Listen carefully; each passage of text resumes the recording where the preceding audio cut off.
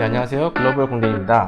오늘 토픽은요, 한국에서 직장 생활 하신 분들에게 좀 해당되는 이야기인데, 지금 대학생이신 분들도 한국에서 일을 하다가 미국에 유학 갈 계획이 있으신 분들 있으면 좀 도움이 될 것 같아요. 제가 많이 받았던 질문 중에 하나, 한국에서 미국으로 이직할 때, 또는 이제 미국에서 취업을 할 때, 한국에서의 직장 경력이 미국에서도 인정을 받을 수 있나요?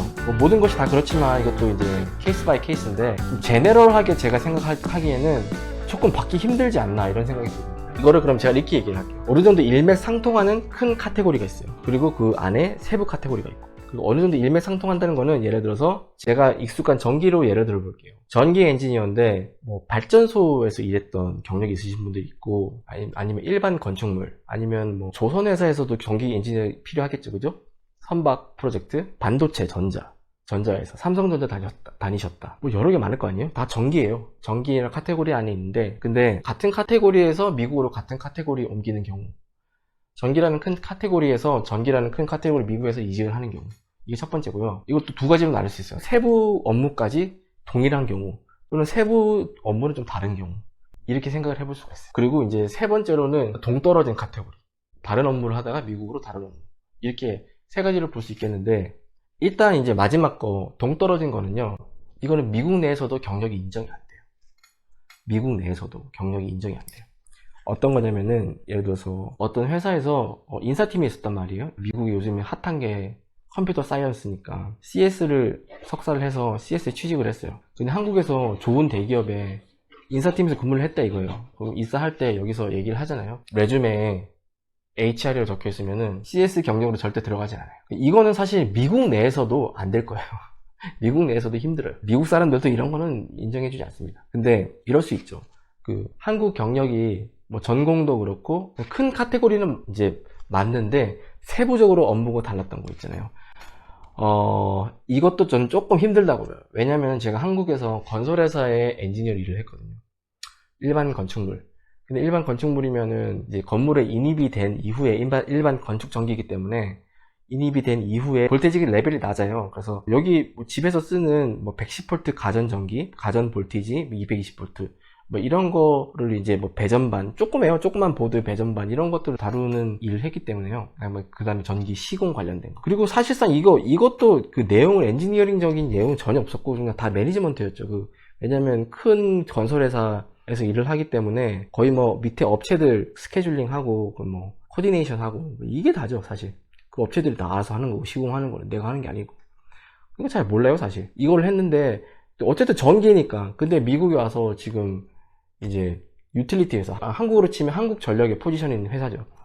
그 회사에서 일을 하고 있으니까 사실 조금 경력이 달라요. 지금 회사 올 때는 이제 내고가 잘 됐는데, 근데 이 회사 경력을 인정받지 않고도 지금 회사 같은 경우에는 제가 다른 영상에서 얘기를 했는데 P 라이센스만 있으면 바로 시니어 레벨이었기 때문에 제가 시니어 되기에는 사실 경력이 조금 모자라도 P 라이센스로 바로 이 회사에서 오퍼를 받고 들어왔어요. 그런데 이 회사 이전에는 지금 우리 회사가 프로젝트를 주는 서브 컨트랙트 회사거든요. 그냥 쉽게 말해서 건설회사라고 생각하시면 돼요. 건설회사에서 이제 한국에 있는 건설회사에서 한국전력으로부터 수주를 받아서 진행을 하는 그런 느낌의 회사였기 때문에 건설회사 같은 느낌이었죠. 그 회사로 이직을 할 때는 근데 정확하게 서브스테이션 팀에 들어갔거든요. 변전소 설계하는 설계팀, 변전소 설계팀이었기 때문에 한국에서의 경력을 인정해주지 않더라고요. 그리고 그 이전 회사, 또 다른 회사 오퍼 받았을 때 결국 가진 않았지만 오퍼는 받았었거든요. 다른 회사들도 이 내고할 때 너무 힘들었어요. 왜냐하면 한국 경력을 인정해주지 않으려고 했어요. 사실 이거는 조금 저의 너무 개인적인 경험이라서 조금 틀릴 수도 있어요. 근데 제가 내고를 잘 못한 걸 수도 있고, 근데 그냥 단호하게 안 된다고 하더라고요. 왜냐면은 너는 변전소에 서브스테이션 경력이 없기 때문에 한국에서 한국 경력을 좀 인정해주기 힘들다 이렇게 얘기를 했었어요. 그래서 근데 그렇게 세부적으로 다 맞춰서 어떻게 이직을 하느냐 그렇게 좀 불만이 있었거든요. 이거는 좀 업계마다 산업마다 조금 다를 수 있을 것 같아요. 근데 저는 조금 힘들었다. 그리고 회사 HR 입장에서는요, 기본적으로 이걸 깔고 들어가요. 해당 팀에서는 이 사람을 찍어서 이 사람을 뽑을 거라고 내려오면 HR에서 하는 일이 뭐냐면 그 다음부터 어떻게든 이 사람과 내고를 해서 적은 연봉을 주도록 HR은 훈련이 돼 있어요. 그래서 어떻게든 까는 거야. 그래서 내 경력을 그때 HR이 깠어요. 그거는 줄 수 없다 그래가지고 뭐 포지션 레벨을 뭐 한 단계 떨어뜨려서 오퍼를 나간다든지 뭐 이런 식이에요. 그래서 뭐 약간 뭐 엔지니어 3 레벨인데 엔지니어 2 레벨로밖에 줄 수 없을 것 같아. 막 이런 식으로 얘기를 했었거든요. 좀 자존심 상하다. 왜냐면 내가 지금 경력이 이 정도 있는데 한국 경력 그거를 인정을 못 받아가지고 조금 부족해서 이거는 조금 안 된다. 내가 막 이렇게 어필을 해도 단호하더라고. 내가 내고가 안 된 거야. 그랬었어요. 그러면 이제 세부 전공까지 완벽히 일치하면요. 이거는 가능성이 있죠. 이거는 인정을 받습니다. 세부 전공까지 완전히 일치하면. 뭐 이런 거죠. 삼성전자에서 반도체 중에서도 뭐 D램 반도체를 딱 했는데 직접 회로 그 기술을 일을 뭐 몇십 년 했어요. 그 다음에 이제 뭐 IBM이나 인텔 이런 데로 아닌가? 인텔은 CPU만 하나요? 뭐 저거 잘 기억이 안 나가지고 아무튼 뭐 이런 식으로 내가 D램만 했는데 미국 회사에 D램만 하는 업종으로 가면은 그거는 인정을 받을 수 있을 것 같아요. 예, 그건 받을 수 있죠. 예, 그거는 뭐 워낙 유명한 글로벌 회사들에서 점프를 하는 거니까. 그런데 그렇지 않으면은 조금 힘들지 않나 저는 그렇게 생각을 해요. 그래서 제가 한국에 계신 분들이 미국 취업을 할 때 무턱대고 하는 것보다 제 이 영상을 계속 보면 좋은 게 생각을 하면서 한국에서도 업무를 할 수 있거든요. 그래서 내가 지금 하고 있는 일이 과연 미국에서도 이 일이 있을까 이런 것들을 좀 찾아보세요. 근데 저희 구독자 중에는 정말 이런 것까지 다 서치를 해가지고 저한테 물어보신 분들이 있었거든요. 그래서 정말 와 대단하시다. 자기가 지금 하고 있는 업무가 미국에서 찾아보니까 잘 없는 것 같아요. 이렇게 어떻게 해야 되죠? 이렇게 물어보시는데 사실 제가 그분한테 드릴 말씀이 별로 없었어요. 왜냐면은 그분이 저보다 더 많이 아시니까. 자기 분야니까. 저도 뭐 어차피 인터넷 서치해서 보는 건데 저 별로 해드릴 말이 없었어요. 그래서 재단을 하기에는 이제 어드바이스를 조금 드릴 수 있었죠. 그럴 경우에는 없으면은 만약에 조금 다른 이렇게 조금 이제 변형되거나 조금 옆으로 빠져도 어느 정도 일맥상통하는 부분으로 낮춰서 가는 수밖에 없을 것 같다. 그렇게 얘기를 해드렸어요.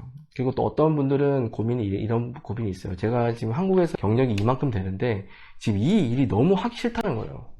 다시는 이 일을 하고 싶지 않아요. 웬만하면 미국으로 이직을 할 때 이 일은 하고 싶지 않은데 이러신 분들이 있어요. 그래서 그거는 글쎄요. 아예 전공을 제가 그래서 유학을 할 때 아예 전공을 바꾸시는 게 낫지 않나 그런 경우에는 그렇게 생각을 하거든요. 이렇게 세 가지로 생각을 해보시고 본인이 어떤 상태인지 본인의 업무가 미국에서도 많이 쓰이는지를 서치를 해보시고 그 다음에 지금 하는 업무랑 다른 업무로 전환을 꿈꾸고 계신 분들은 하기를 하나 하셔야 된다라고 생각을 하고요. 조금 옆으로 약간만 틀어지게 다른 업무를 하고 싶으신 분들은 내고하기 나름인 것 같아요. 그러기 위해서는 이제 스토리를 만드셔야 되니까 한국에서 일을 할 때부터 좀 더 기술적이나 이런 것들에 인볼브가 되게 많이 걸어 놓으세요. 제가 저번 영상에서도 많이 말씀드렸는데 특히 한국 대기업들은 너무 매니지먼트 쪽으로 빠져 있기 때문에 엔지니어링 또는 테크놀로지에서 많이 벗어나 있어 가지고 만약에 그런 업무 할 기회가 있으면 계속 그쪽으로 하는 게 내 커리어를 쌓는데 훨씬 도움이 되는 것 같아요. 미국 회사에서. 사실 뭐 영어도 잘 못하는데 미국에서 갑자기 내가 매니지먼트 하겠다 이거 힘들거든요. 매니저 하겠다? 안 시켜줘요. 어느 정도 이제 엔지니어 레벨에서도 나중에 이제 매니저로 올라갈 수 있는데 엔지니어링을 충분히 많이 알아야지 또 엔지니어링 팀의 매니저가 될 수 있기 때문에요. 아무것도 모르고 영어도 안 되는데 매니저는 힘듭니다. 그리고 뭐 매니저는 또 하기 싫어하는 사람도 많아요. 매니저는 사실 엔지니어보다 뭐 조금 더 연봉을 많이 받을 수 있는데 그렇지도 않거든요. 엔지니어랑 거의 비슷하게 연봉이 올라가기 때문에 큰 메리트는 없어서 권한은 좀 있죠. 그래서 그거 잘 생각해 보시고 그 다음에 한 가지 더 붙이자면은 핫한 분야로 전공을 바꾸고 싶어요. 도전해보고 싶어요. 그러면은 당연히 이제 그거는 또 공부를 새로 하셔야죠. 학위를 따셔야죠. 그 핫한 분야에. 갑자기 뜬금없이 핫한 분야로 진입할 수는 없습니다.